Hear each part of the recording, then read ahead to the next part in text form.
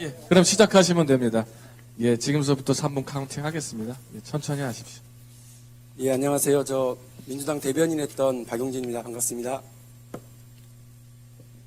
당에서 기회를 주셔서요.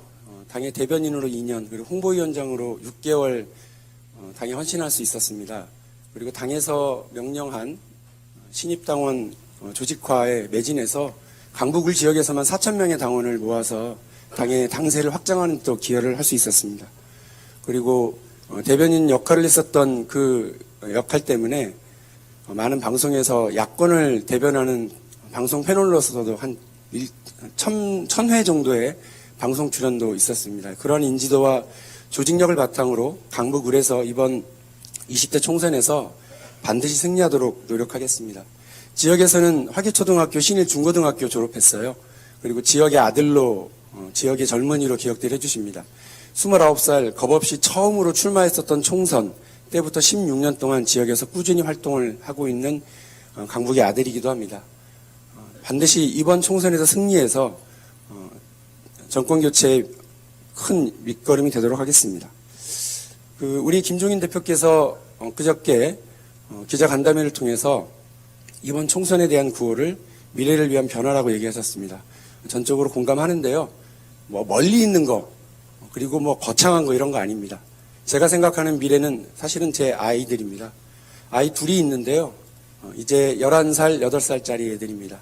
이 아이들에게 지금의 강북구처럼 변화하지 않고 낙후된 주거활동, 교통상황, 교육환경 이런 걸 그대로 물려줄 거냐? 전 그렇지 않습니다.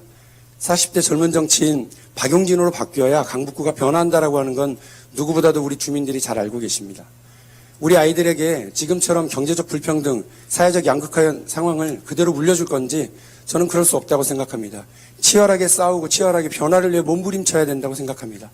그 역할 하겠습니다. 지금처럼 불안한 한반도 그대로 물려줄 수 없다고 저는 생각합니다. 정치의 역할이 거기에 있다고 저는 생각을 합니다. 불행히도 우리 아이들이, 불행인지 다행인지 모르겠습니다만 애들이 둘 다 사내 아이입니다.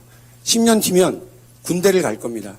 이 아이들이 군대를 갔을 때 혹여나 한반도가 전쟁의 소용돌이에 휘말리지는 않을까 그런 걱정 요즘 한반도를 둘러싼 외교 상황, 국제적인 상황 보면서 많이 불안해하고 있습니다. 이러한 문제들 해결할 수 있는 사람 강북구에서 뿌리박고 아이를 키우고 또 대한민국의 변화를 위해서 열정적으로 지난 16년 동안 사회활동을 해왔던 저 박용진이라고 생각합니다. 정치란 무엇입니까? 앞서 많은 후보님께서 얘기하셨습니다만 제가 생각하는 정치는 그 시대의 가장 지혜로운 자의 역할이라고 생각합니다. 예전에는 마을의 가장 어르신, 마을의 촌장들이 해오셨던 그 역할을 현대사회에서는 정치가 그 역할을 해야 됩니다. 갈등을 해소하고 그리고 여러 난제를 풀어내는 역할을 해야 되는데 계속해서 싸움만 하고 있는 정치로 보이는 것은 문제라고 생각합니다. 더불어민주당과 국회의원 박용진이 그 가장 지혜로운 자의 역할을 감히 할 수 있기를 간절히 소망합니다. 고맙습니다. 예. 더불어민주당의 총선 승리 전략에 대해서 이번에 어떻게 해야 승리할 수 있다라는 걸 한번 강변해 주시기 부탁드립니다. 국민만 바라봐야 되는데요. 그건 너무 정답이고요.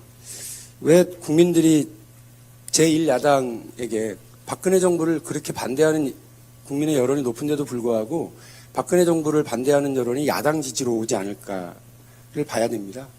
사실 제가 대변인하고 홍보위원장 하는데요. 2년 6개월 동안 당대표가 9번 바뀌었습니다. 그리고 지금 상황에 대해서 김종인 대표께서 말씀하시는 것처럼 세계 역사상, 세계 정당 역사상 김종인 대표처럼 외부인이라고 할 수 있는 분이 하루아침에 와서 당대표를 하고 이렇게 당을 이끌고 나가는 경우가 어디 있습니까? 김종인 대표께서도 이런 경우는 유례가 없다고 얘기하신 것처럼 저는 그것이 제1야당의 오늘의 그대로의 모습이라고 생각합니다.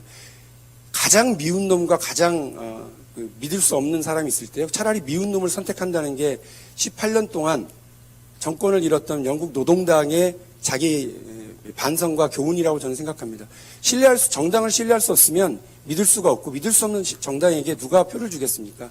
저는 지금 더불어민주당의 비상대책위원회와 김종인 대표가 하고 있는 이 처절한 몸부림, 현역 국회의원에 대한 냉철한 이런 평가, 그리고 스스로에 대한 냉철한 이런 평가 과정이 그리고 스스로를 돌아보는 이런 모습들이 국민들에게는 신뢰를 회복하는 과정이라고 생각합니다. 그것이 짧은 기간 이루어져야 되기 때문에 여러 혼란이 있을 수 있습니다만 감내하고 견디고 앞으로 나가야 된다고 생각하고 그래야 저는 이번 총선에서 희망이 보인다고 생각합니다.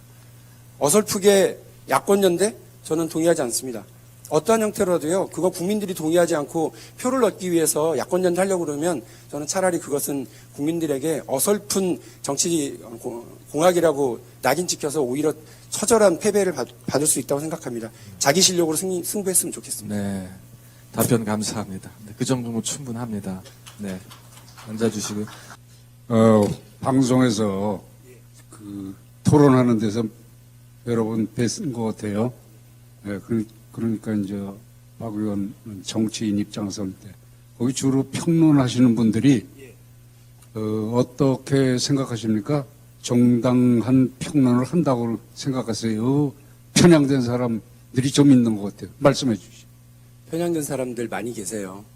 근데 저도 사실은 당이 종편, 예를 들면 제가 KBS, MBC, SBS, YTN 이런 거 나갈 때는 뭐라고들 안 하시다가 종편에 나가서 이제 역할을 할 때는 왜 거기 나가느냐고 뭐라고 하시는 분들이 많이 계시더라고요. 그런데 우리 홍 위원장님 말씀하신 것처럼 그리고 우리 동네 많은 분들이 왜 저런 사람이 나와서 방송에서 떠드냐고 얘기할 만큼 어찌 보면 형편없는 분들이 많은데 그런 분들의 까마귀 노는 곳에 백노야 가지 마라 이런 입장으로 제가 만일에 안 나갔다. 그러면 거기에서는 그야말로 여당의 입장도 아니고요. 완전히 편협한 한쪽의 입장만 판쳤을 거라고 생각을 하고 제가 그나마 그 역할을 해서 다행이라고 생각을 합니다. 앞으로도요. 사실은 종편에서 정치 분야와 관련처럼 균형 잡힌 뭔가를 해야 되는 그런 코너에서는 그만한 자격을 갖춘 사람이 나와야 된다고 생각합니다.